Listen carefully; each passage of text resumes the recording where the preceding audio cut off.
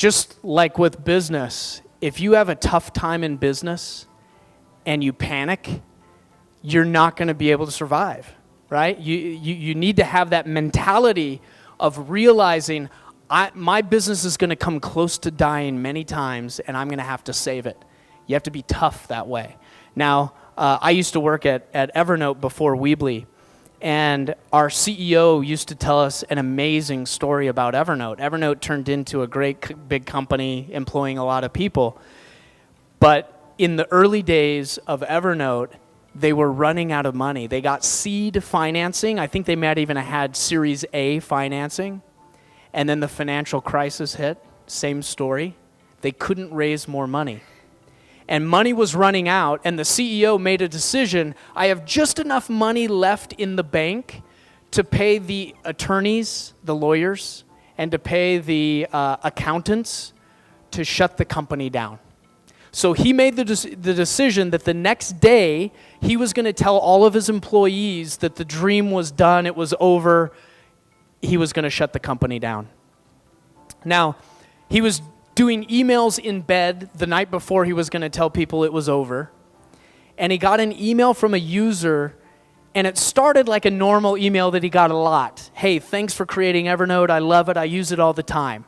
And you can imagine if you were about to close the company down, that was really kind of sad, right? Because they had built something great, but he knew he was going to close it down.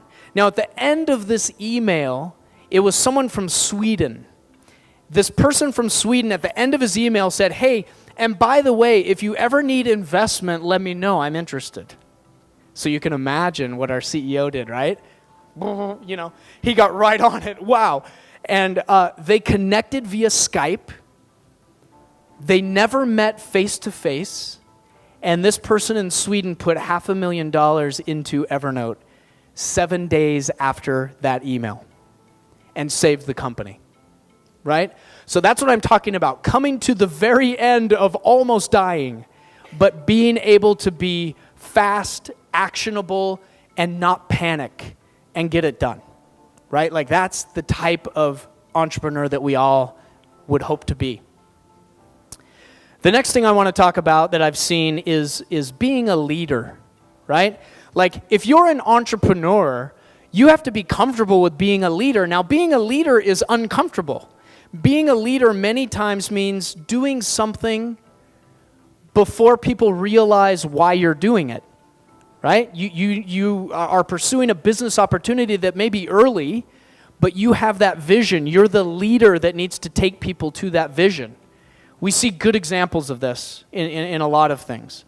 I think that if you look at kind of like what Elon Musk has done with Tesla, I saw there was a Tesla over here in the hall. Like, he was a leader. There were a lot of people saying, you can't make an electric car look sexy, right? Like, think about electric cars. They are the ugliest cars on the planet.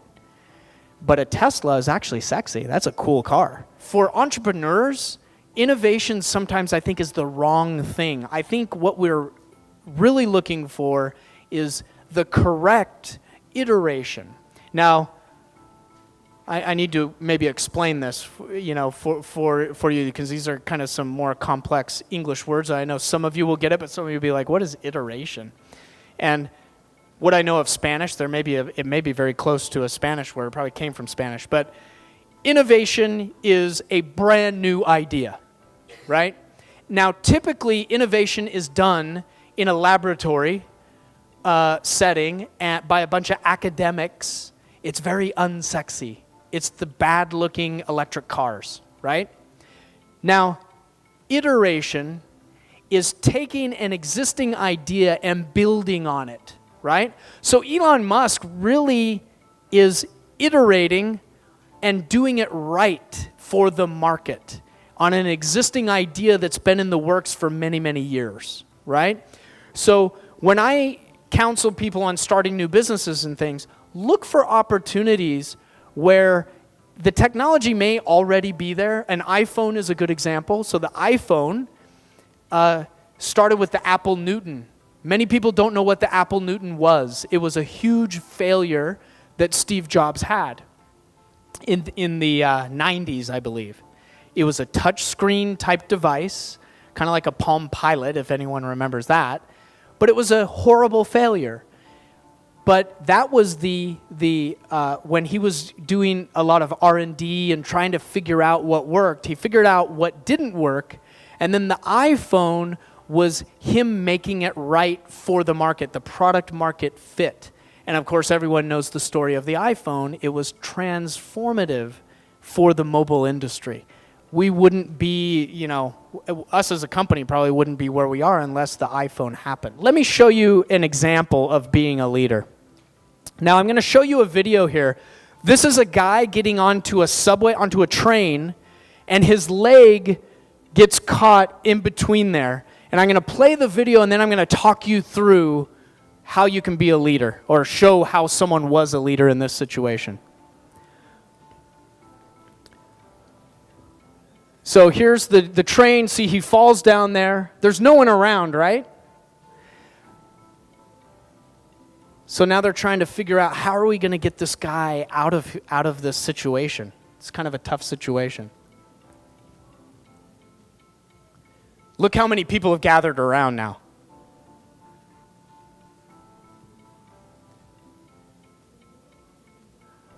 So they're pushing the train now. Like, who would have thought that would work, right? It's kind of a weird idea to think that they could push the train. But they end up being successful, and they're able to push the train enough that they can pull the guy up and get him out. That's a lot. That's a big train to be pushing. So what I want to do is I want to break this down just really quickly for you and show you what an entrepreneur is. Okay, so they get him out, everything's safe. Now, the first thing that happened is you've got kind of this random guy here, and what is his reaction? So the guy falls down into the gap. His reaction is a normal person reaction. You look for someone in authority to come help. Because he's a normal guy, he doesn't know what to do. So he thinks, oh, well, someone who works here at the railroad or at the subway will know what to do. So he's saying, hey, come help, right? So then the guy with the orange vest, right? Well, he must know what to do. He's the guy who works here, so he must know the answer of how to get this guy out of the thing. But the thing that happened is the guy in the orange shirt there had no idea what to do, right? He was clueless as well. Now, this guy, right, I didn't stop the video, right? This guy right here was the first guy to actually, he probably got an idea, and he's like, what? He was probably thinking, what if we tried pushing the train? Maybe we could get this guy out. And then and you can see in the video, he kind of does this, and then he comes right back. Ooh, I don't know, that's kind of a crazy idea, right? But notice what happened in the video. One guy just putting his hand on the door, immediately after he does that, this guy then puts his hand on the door, and then you saw what happened. Everyone puts their hand on the door and pushes together and gets the guy out.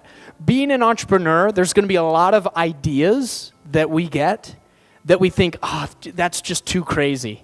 That's not going to work, right? How many people have told you, hey, that's not going to work, right? You hear that all the time, right? That's exactly what you're going to hear throughout your whole career if you go the entrepreneur route. The neat thing about entrepreneurs is we're willing to take a chance and say, okay, it's not going to work. Watch me do it, right? Like, that's the spirit that guys like this bring to the table.